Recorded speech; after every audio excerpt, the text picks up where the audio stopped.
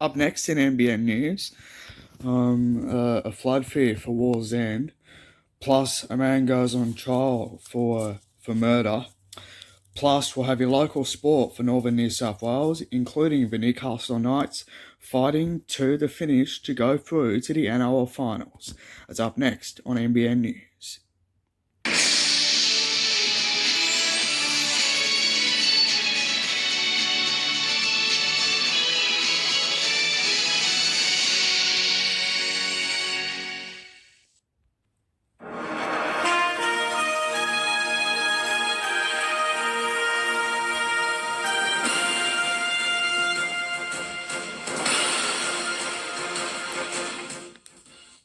Good evening, my name's Conklin McLeod of NBN News. Tonight, War's End gets worried about the use of floods. A man on trial for murder and a robbery. And the Knights hoping to finish this year's season by going through to the finals.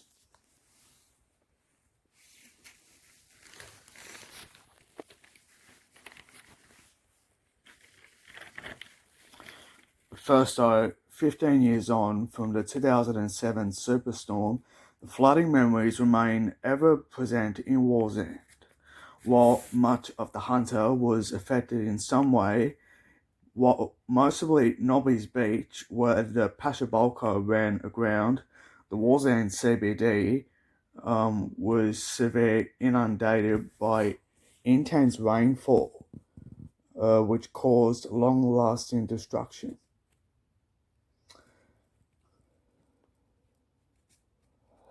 Callum Paul was only in primary school at the time of the Pashabolka storm, but the Newcastle Liberal Ward 4 councillor said flooding in the suburb was one of the biggest issues he had heard from speaking to residents and business owners since being elected last year.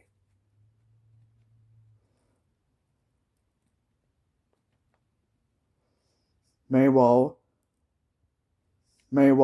Wall's End resident of 63 years, Peter Hurd, said this: the water was devastating.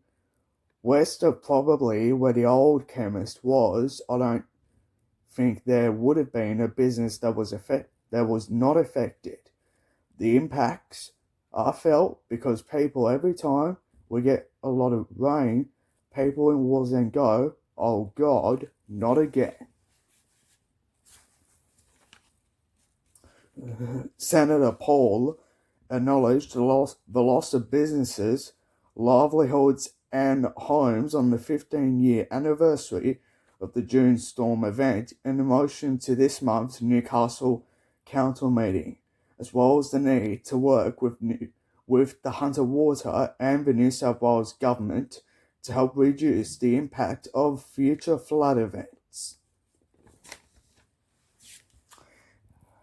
A man accused of murdering Robert Bobby Palmer after an attempted armed robbery at Shortland will face a trial next year after prosecutors rejected claims he should be dealt with under the Mental Health Act. Zach Marvin, who is now 26, appeared in Sydney Supreme Court on Friday, where he pleaded not guilty to murder and armed robbery. He will face an estimated one-week trial in April 2023, focusing on his mental health at the time of the stabbing and attempted robbery at Shortland in December 2020.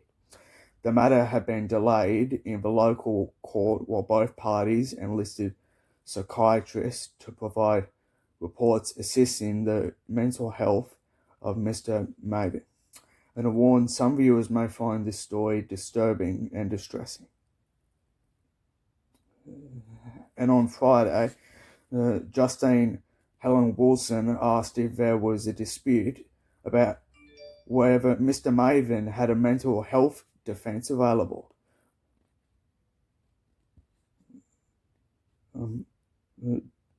Helen said this: the Crown does not consent to the entry of a verdict of Act Provin but not criminally response, a prosecutor said. It will be a question for the evidence at trial. 54-year-old Mr. Palmer was taking his daughter's dog for a walk at about 8 p.m. on December the 12th, 2020, when he became involved in an heated but unhinged argument with an armed man outside the Metro service station in Sandgate Road and was stabbed once in the abdomen. He'll face court next year. And if you or someone you know has a history of mental health, Lifeline is there. Their number is 13 11 14. And if you or someone you know is a victim of physical and domestic violence, you can please contact 1-800-RESPECT. That's 1-800-737-732. Port Stephens MP Kate Washington is seeking a briefing on how proposed changes to flight paths at Newcastle Airport will affect Lower Hunter residents. Technical experts from Air Services Australia, the government-owned corporation which manages air traffic, will hold a series of 14 community meetings across the region this month to outline their preliminary design for new departure and arrival flight paths at the airport. The much-loved King Edward Park has been torn up and left in a mess in the ongoing wet weather. Tyre marks could be seen on the grass around the rotunda on Saturday. Friends of King Edward Park spokesman John Lure said the sight of the damage was shocking. A council spokesperson said any information should be passed to police.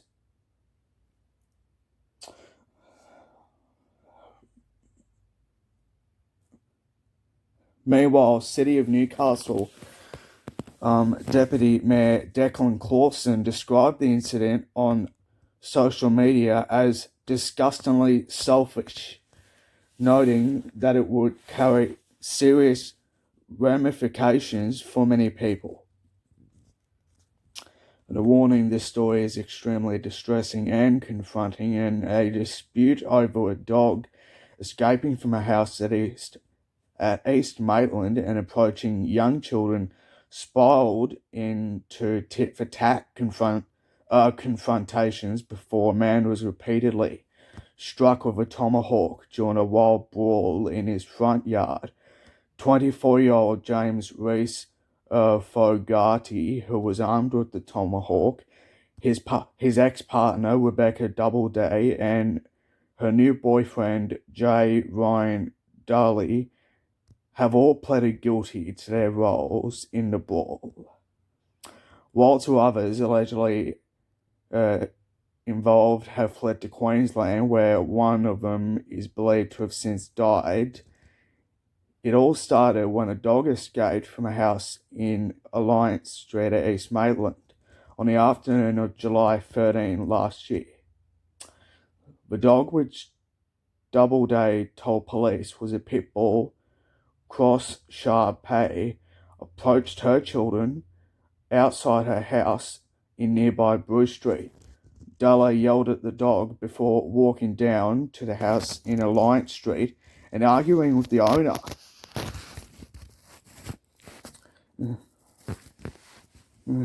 Meanwhile, he kicked a fence and went home. Upset, the dog's owner called her partner, a 35-year-old man who decided to confront Dooley and Doubleday at their house.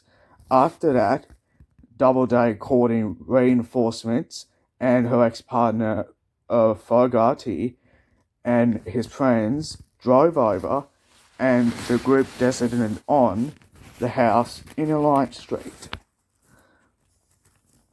Meanwhile, everything seemed relatively civil. The 35-year-old said he did not want any drama over the dog, and the men agreed to shake hands and sort it out. But a lot of drama soon came out.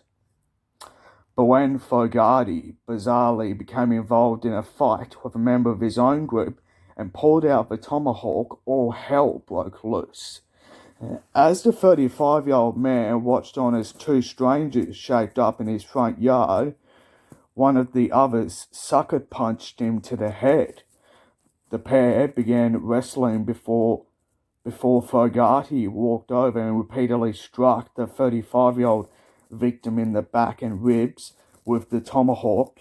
When the man fell to the ground, Fogarty kept smashing him with the tomahawk, leaving him a bloody mess, with 11 lacerations that required surgery and fractures to his ribs, clavicle, spine, and fingers. The group fled while police and paramedics were being called, and with emergency services arriving to find traumatized children and a 35-year-old bleeding profusely. Fogarty went home, disabled his CCTV, and burnt his clothes. A few days later, he flew to the Sunshine Coast, where he was arrested by Queensland police as soon as the plane touched down. Fogarty has pleaded guilty to wounding person with intent to cause grievous bodily harm, and will next appear in Newcastle District Court on July 21 to get a sentence date. Meanwhile, Dooley and Doubleday pleaded guilty to reckless wounding in company and will be sentenced in Maitland Local Court next month. Sports next, as we have a look at all of it for Northern New South Wales.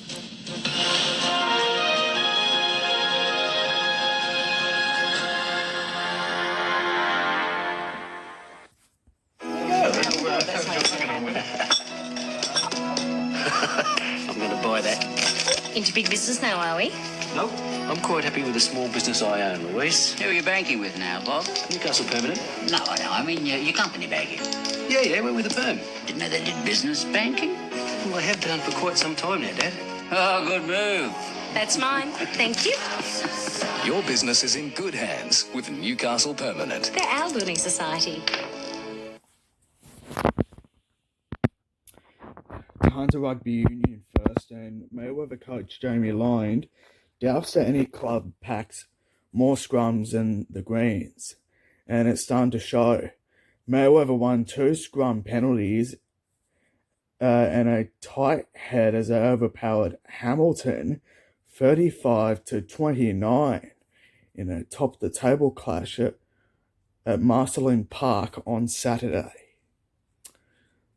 Much of the Hawks' success in the past decade has been founded on a dominant scrum. They've made a habit of bullying opposite packs, especially in big games. But it was Hamilton's 8th, anchored by experienced men Durant Weaver and Steve Lamont, that were rattled as times. Meanwhile, in the only other game of a rain-interrupted round 10, Singleton held on to edge the Southern Beaches 20-17. Rugby league time now, and of course, 5-try Newcastle Knights hero Edric Lee finally feels like he has gone full circle. The winger, who enjoyed the low of missing an entire NRL season last year, etched his name into Knights folklore on Friday when he surpassed a star-studded list of former players who had scored 4 tries in a game. To put his achievement into perspective, he eclipsed no less than Darren Albert, Andrew Johns, Adam McDougall, Cooper Vuna, Kuyuade, and James McManus. Still on the Knights, and of course after their incredible 38-12 victory over the Gold Coast Titans at McDonald Jones Stadium, Coach Adam O'Brien is hoping that the Knights can, of course, is still on a good mission, and is still getting, and also And also, the Knights are also on the good verge of making it through to the finals this year if they can win their next 8 games. To ice hockey, and the Newcastle North Stars have climbed to the top of the Australian Ice Hockey League after rallying to score 8 unanswered goals at home on Saturday night. Trailing 3-1 in the opening period, the North Stars dominated the remainder of the fixture against the Melbourne Ice to post a 9-3 result. In the Hunters to soccer and in the Hunters NPL competition, Western have surged into the top 5 and herded Maitland's premiership inspirations with a 3-2 win in the only round. And also, because of it, the Magpies are still on a 3-way tie at leaders Broadmeadow. In the Women's Premier League, a few matches had to be called off because of wet weather. Mayoral Charlestown secured a 5-0 win over the Mid-Coast up in Taree. And it was the only one to be played in round 14 of the competition. Tareel hockey, and of course, in the Newcastle women's first grade competition, the top 3 sides pulled away slightly on the ladder with wins on Saturday. Regal, the Tigers, and Oxford overcame Souths, Norwood and University. Meanwhile, 2 of the men's Hunter Coast Premier Hockey League games, North versus Maitland and West versus Uni, were called off yesterday because of the wet weather. In the AFL Hunter Central Coast, Newcastle City secured what could prove to be a valuable 4 points in the race for the finals with a 57-point win over Maitland. City outclassed the Saints 102-45. Meanwhile, on the Central Coast, Killarney Vale continued their unbeaten run, defeating Terrigal Avoca. Still in hockey, and of course, Newcastle's Maria Williams was named Player of the Match after scoring late and helping Australia open their Women's World Cup campaign with a win. The Hunter Sports High School graduate found the back of the net with 4 minutes left to break the stalemate against Japan before Rosie Malone sealed a 2-0 victory. The basketball and in the NBL 1 East Conference competition in the men's, the Newcastle Falcons overcame the loss of captain Jaden Goodwin to outlast the Illawarra Hawks 78-66 in the men's up at the basketball stadium on Saturday night. Meanwhile, Newcastle's women also secured a huge win, but it was a massive battle of revenge as Newcastle's women secured a 101-57 victory. To round 14 of Newcastle Rugby League, and Koikoi's losing streak has gone from bad to worse after they suffered a heartbreaking loss to the entrants. Meanwhile, Cessnock's winning run has continued after beating South Newcastle, while Maitland has outclassed Wyong 28-16. Meanwhile, the match between Western Suburbs and the Macquarie Scorpions was called off because of wet weather, while the match between the Central Newcastle Butcher Boys and Lakes United will now take place on Tuesday, July 26.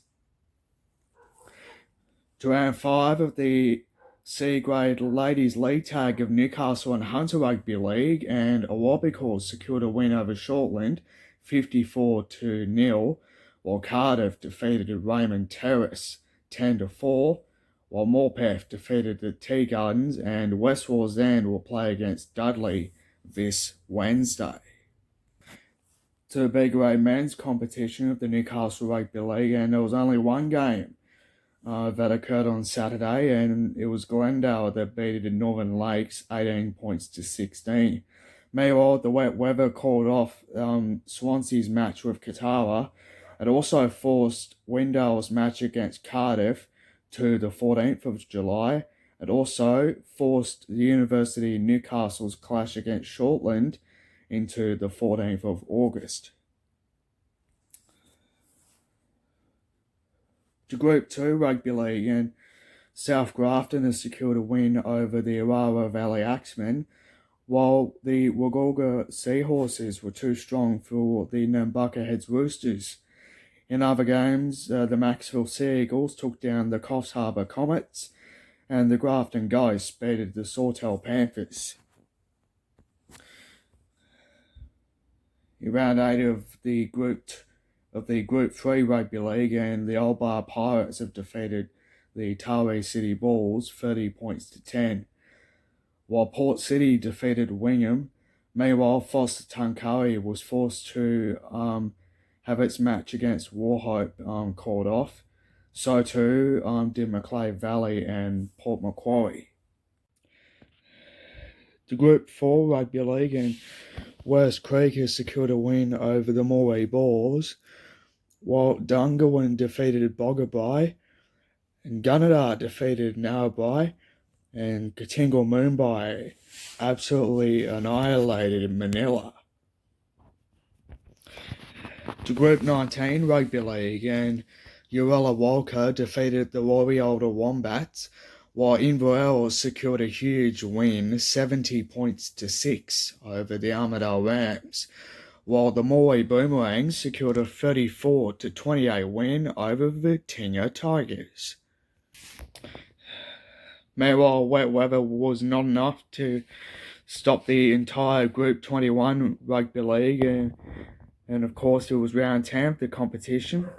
Muswellbrook secured a huge 28 to 26 win over Greta Brankston, while Singleton secured a 24 to 16 win over Aberdeen, and Scone secured a win 52 to 16 over Denman.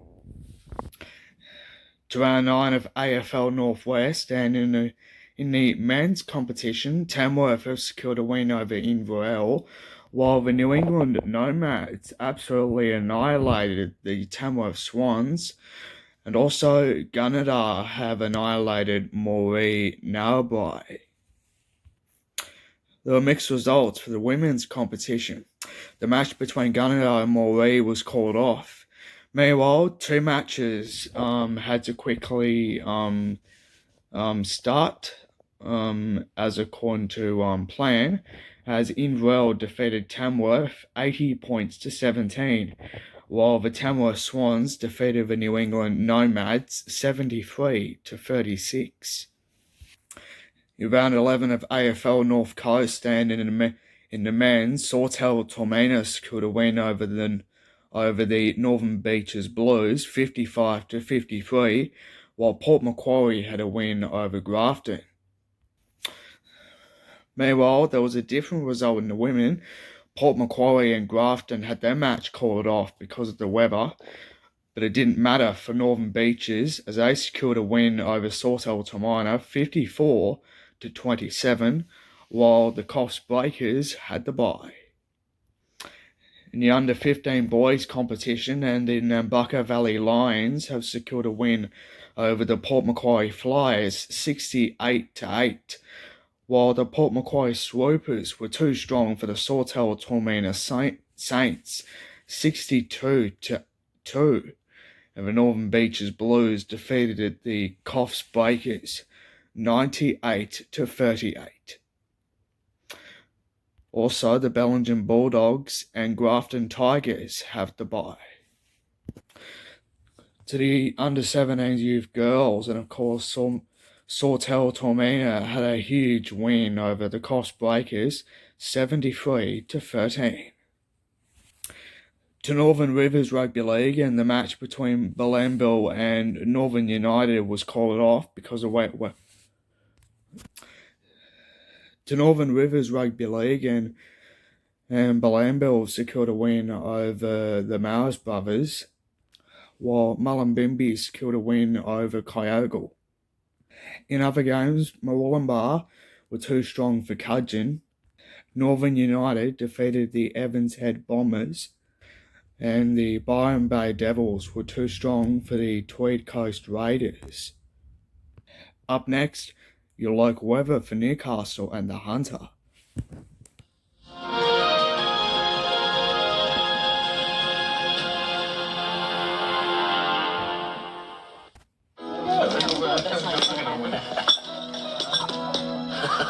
I'm going to buy that.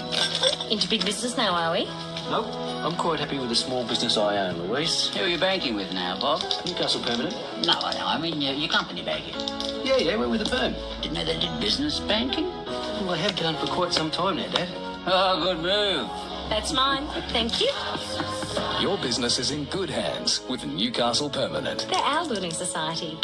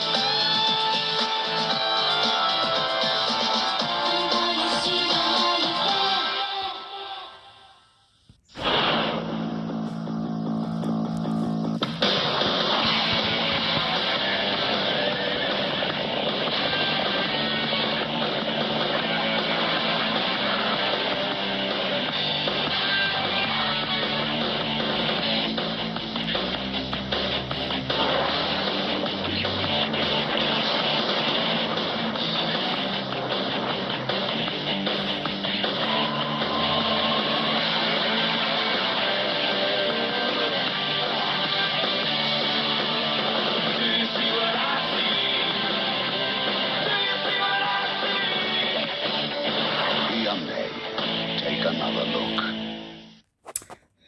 To the weather now, and it was just really wet right across Newcastle and of course it'll be the same for tomorrow, and of course it'll be very cloudy, very high chance of rain, nearly 100% chance of rain with heavy falls possible. Winds southerly 30 to 40 kilometers. Tending southerly 25 to 40 kilometers an hour before dawn. However, there's a possible rainfall to 35 to 50 millimeters an hour. The minimum is 13 to the maximum the maximum to 18.